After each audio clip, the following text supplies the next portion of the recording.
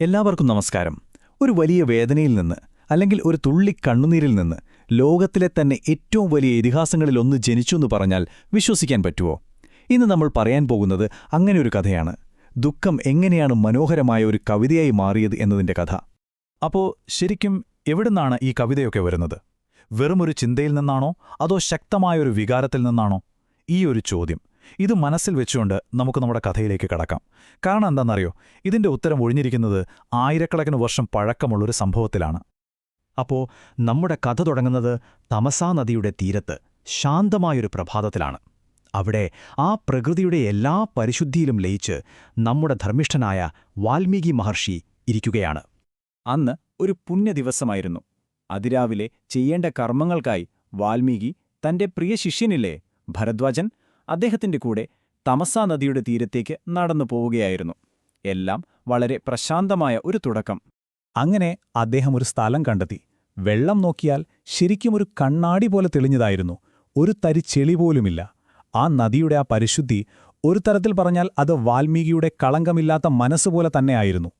ആ ഭംഗി കണ്ടിട്ട് വാൽമീകിക്ക് വല്ലാത്തൊരു സന്തോഷം തോന്നി.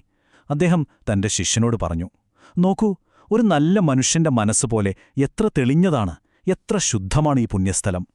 ചുറ്റും അത്രയ്ക്കും സമാധാനം നിറഞ്ഞ ഒരന്തരീക്ഷം. പക്ഷേ ആ സമാധാനം അധികനേരം നീണ്ടുനിന്നില്ല. കാരണം ആ കാടിന്റെ നിശ്ശബ്ദതയിലേക്ക് ഒരു വലിയ ക്രൂരത കടന്നുവരാൻ തയ്യാറെടുക്കുകയായിരുന്നു. അപ്പോഴാണ് വാൽമീകി ആ കാഴ്ച കാണുന്നത്. വേർപിരിയാനാകാത്ത ഒരിണ ക്രൗഞ്ചപക്ഷികൾ. അവര് പരസ്പരം സ്നേഹം പങ്കുവച്ച് മധുരമായി പാടുന്നു.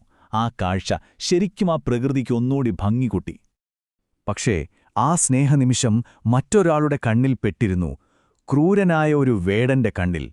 അവന്റെ മനസ്സിൽ പാപമായിരുന്നു. അവൻ ഒളിച്ചിരുന്ന് തന്റെ വില്ലു കുലച്ചു. ഒരൊറ്റ അമ്പ്. ആ അമ്പുകൊണ്ട് ആൺപക്ഷി ചോരയിൽ കുളിച്ച് നിലത്തേക്ക് വീണു പിഴഞ്ഞു. ഇത് കണ്ട് അതിന്റെ ഇണപക്ഷി ഹൃദയം പൊട്ടുന്ന വേദനയോടെ കരയാൻ തുടങ്ങി. ആ വനത്തിൽ മുഴുവൻ ആ പക്ഷിയുടെ വിലാപം മാത്രം. ആ പക്ഷിയുടെ കരച്ചിലുണ്ടല്ലോ, അത് നേരെ ചെന്ന് തറച്ചത് വാൽമീകിയുടെ ഹൃദയത്തിലാണ്. ആ ഒരൊറ്റ നിമിഷം അദ്ദേഹത്തിന്റെ ദുഃഖം വാക്കുകളായി പുറത്തേക്കൊഴുകി. അതെ, ചരിത്രത്തിലെ ആദ്യത്തെ കവിത അവിടെ പിറക്കുകയായിരുന്നു. സാധാരണഗതിയിൽ ഒരു മഹർഷി എല്ലാ വികാരങ്ങൾക്കും മുകളിലാണല്ലേ. പക്ഷേ ആ പക്ഷിയുടെ വേദന, അത് വാൽമീകിയുടെ ഹൃദയത്തെ പിടിച്ചുലച്ചു. അദ്ദേഹത്തിന്റെ കണ്ണുകളിൽ സഹാനുഭൂതി നിറഞ്ഞു. അടക്കാനാവാത്ത ദുഃഖത്തിന്റെ കണ്ണുനീർ വന്നു. ആ ദുഃഖത്തിൽ നിന്നും കോപത്തിൽ നിന്നും അദ്ദേഹം പോലും അറിയാതെ ആ വാക്കുകൾ പുറത്തുവന്നു.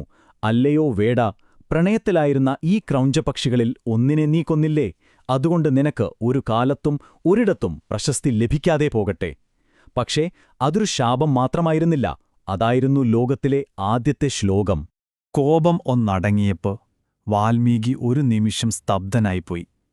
തന്റെ വായിൽ നിന്ന് വന്നത് ഒരു സാധാരണ ശാപമല്ലെന്ന് അദ്ദേഹത്തിന് മനസ്സിലായി. ആ വാക്കുകൾക്ക് ഒരു പ്രത്യേക ഘടനയുണ്ട്, ഒരു താളമുണ്ട്. അദ്ദേഹം സ്വയം ചോദിച്ചു, ആ പക്ഷിയുടെ ദുഃഖത്തിൽ ലയിച്ചപ്പോൾ എന്റെ വായിൽ നിന്ന് വന്ന ഇതെന്താണ്? തന്റെ ഉള്ളിലെ ആ ദുഃഖം, അത് എങ്ങനെ ഇത്ര കൃത്യമായ താളവും ഈണവുമുള്ള വാക്കുകളായി മാറി? അദ്ദേഹത്തിന് അത്ഭുതമടക്കാനായില്ല. അപ്പോഴാണ് ആ അവിശ്വസനീയമായ സത്യം വെളിവാകുന്നത്. അദ്ദേഹത്തിന്റെ ശോകം, അതായത് ദുഃഖം, ഒരു ശ്ലോകമായി, അതായത് കവിതയായി സ്വയം മാറിയതാണ്. വേദനയിൽ നിന്ന് കാവ്യം ജനിച്ചിരിക്കുന്നു.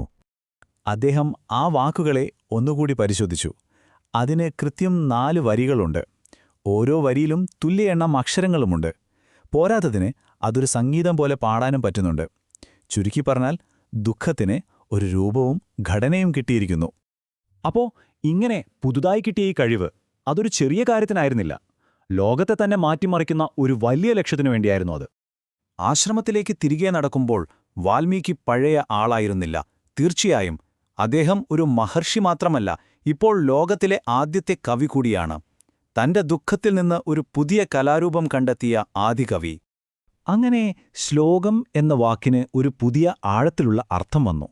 അത് വെറുതെ ബുദ്ധി ഉപയോഗിച്ച് എഴുതിയുണ്ടാക്കുന്ന ഒന്നല്ല, മറിച്ച് അടക്കാനാവാത്ത ശോകത്തിൽ നിന്ന്, അതായത് ദുഃഖത്തിൽ നിന്ന് തനിയെ ഉണ്ടാകുന്ന ഒന്നാണ്. അദ്ദേഹം ഇങ്ങനെ ചിന്തിച്ചിരിക്കുമ്പോൾ സാക്ഷാൽ ബ്രഹ്മാവ് അദ്ദേഹത്തിനു മുന്നിൽ പ്രത്യക്ഷപ്പെട്ടു.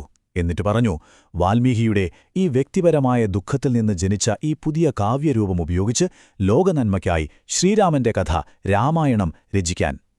അങ്ങനെയാണ് ഒരു പക്ഷിയുടെ ദുഃഖം മാനവരാശിയുടെ മുഴുവൻ ഇതിഹാസമായി മാറിയത്. അപ്പം നമ്മളീ കഥ കേട്ട് കഴിഞ്ഞില്ലേ? എന്റെ ചോദ്യം ഇതാണ്: ഏറ്റവും മഹത്തായ കലകൾക്ക് ജന്മം നൽകാൻ അത്രയും ആഴത്തിലുള്ള വേദനയ്ക്ക് മാത്രമേ കഴിയൂ? ഈ ഒരു ചോദ്യം ഞാൻ നിങ്ങൾക്കായി വിട്ടുതരുന്നു. ഒന്ന് ആലോചിച്ചു നോക്കൂ.